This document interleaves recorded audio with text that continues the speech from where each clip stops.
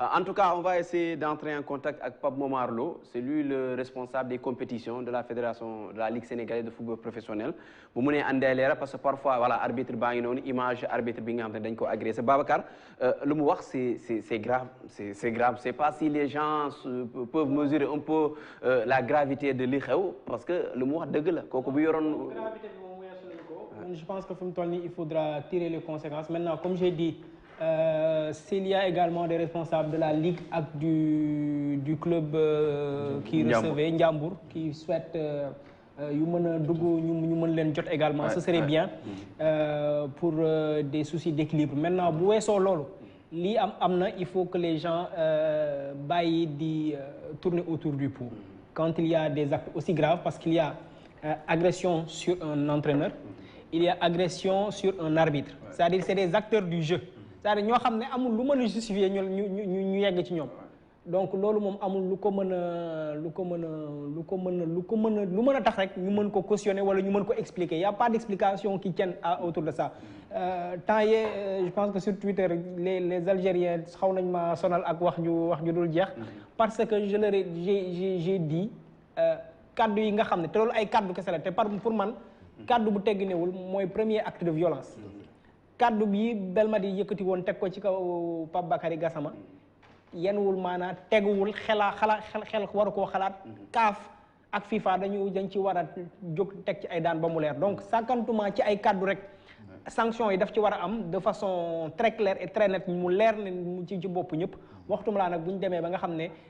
dépassé nañ li nga xam ne mooy la ligne rouge ba agressé ay nit c'est-à-dire comme ci mënta doon mais à fortiori des acteurs il faut que la Ligue soit assez responsable pour jël les mesures qu'il faut même bu fekkee dafay nekk des mesures yoo xam ne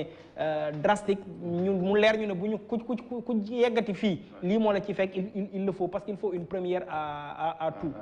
Ouais, en tout cas dinañu jéem a am Pape Momar Lo moo nekk ki yor wàllu compétition ligue mais professeur laata ñuy jàlluguñu parce que bu ñu amee Pape Momar dañ ci ñëwaat. Affaire mystique yi aussi yi nga xam te ne day indi coow lu bëri parce que démb match Casa bi moo ko andi sànni mystique bi fii sànni waa fii et pourtant y a des règles qui sont là am na kuy faral di wax ni mystique ñu ngi joué coupe du monde pendant des années Afrique jëlul coupe du monde bu doon mystique dañ koy jël est-ce que au-delà des règles yi nga xam te dafay nekk est-ce que nekkul benn problème boo xam te ne côté culturellement ñun dafa ancré ci suñu. Oui c'est de la culture c'est sûr et certain c'est de la culture bon la plupart en fait sénégalais yëpp ñu ci bare dañu gëm yooyu dañu gëm mbir yooyu te ñu ci bare xëy na am na fu ñu ko teg mais honnêtement comme ni nga ko waxee tout à l'heure bu doon yooyu yu dëggu la yu taxaw la kon ba léegi jël nañu coupe du monde voilà mënuñu fexe ba jël coupe du monde fii ñi ko ci dàq góoma ni ñoom ñooy gagné championnat bi góoma ni ñooy gagné coupe bi ñi ko ci dàq góoma ni ñoom ñooy nekk président de la république donc mais suñu culture la bokk ça fait partie ci suñu folklore la bokk li ñu war a def loolu lu ñu war a tere la ci biir stade yi un point c'est tout ci biir stade yi am na ay façon yoo xam ne dañ ko ci war a tere buñ ko toléré ci biir lamb ji mais ci biir stade football yi nañ ko génnee ku koy def na nga ko def feneen loolu dong la question mesure la rek mais bu dee ñi nga xam ne nag ñoo war a jël mesure boobu dañ ko gëmit day xaw doy waar voilà la grosse difficulté de notre pays. Oui, c'est tout ça. ñi ko parce que ça ñi war a jël mesure bi ñoo njëkk a gëm. pour man tout retourne autour des textes. C'est-à-dire il faut pas que ñuy c'est-à-dire man ku nekk bu la neexee nga def lu la neex sa kër wala dans l'intimité de ton vestiaire ak yooyu yoonu kenn nekk. Maintenant il y a des choses qui sont encadrées. Les textes disent lii da nga ko war a lii may nañ la ko lii mayuñu la ko mais yemal ci liñ la may. C'est-à-dire man je vois pas au nom de quoi un joueur bu mënee jël engagement wu dem dagg un bout de pelouse. ak ñun dëkk boo xam ne ni ñu amee problème am pelouse bu baax. dagg un bout de pelouse ne day suul dara wala day sorti dara ñëpp di ci teg seen bët et y a personne qui sanctionne après on revient dire non c'est que kii ak affaire yooyu c'est-à-dire am na yoo xam ne il faut être intransigeant dessus. C'est-à-dire am na yoo xam ne mënoo koo régler sur la base de noonu nañu waxtaanee noonu nañu arrêté nañ def symposium pour parler de ceci cela am na yoo xam ne il faut poser des actes. C'est-à-dire club sangam dafa def lii dañ koy tere mais nañ sanctionné après ñu jàll ci leneen après bu ko joueur bi defaatee ñu sanctionné ko ñu bu récidivé si on résume problème mooy absence de sanction. Les règles sont là, ne sont pas man je ne dis même pas que sanction dina régler tous les problèmes mais c'est au moins une étape dans la recherche de solution maintenant bu dee sanction andiwul solution bu ñu wut ñu dem xooli leneen mais on peut pas être dans un pays boo xam ne nit da ngay def lu la neex ñu seetaan la ci après ñu naan dañu wut solution ban solution la ñu wut les solutions sont là li may wax ni dafa nekk dëgg ba nga xamee ni gis nga am na ay quelques années ñun bu ñu gën a nekk xale di seetaan équipe nationale bi temps ñoom Bokandé mais xoñoom yi dafa daan feeñ ci ñoom léegi gis nga xoñoom ci biir entourage équipe nationale football gisatoo ko fulla la bu amee fulla du fa am ku mu neex na nga def comme ni mu koy waxee sa biir nekk sa fa mais jamono yooyu xale yi dañ daan football yi ci biir bis bi ñu leen di indil affaire ñuy sangu àggaguñu stade léegi jëlal nga jéem a xool jox xale yi ñu sangu liñ lay wax ñoom seen bopp xam nga question fulla la ak entourage bi donc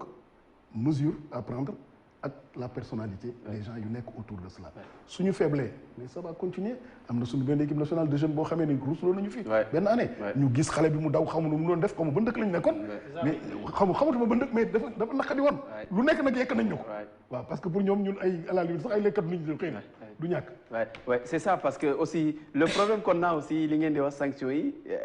ñiy sanctionné ñooy parfois les responsables. Peut-être que tu es jugé parti. Parfois c'est compliqué, même si on doit appliquer les règles, quel que soit finger pété. Mais c'est pas facile, je trouve, parce que qui va sanctionner aussi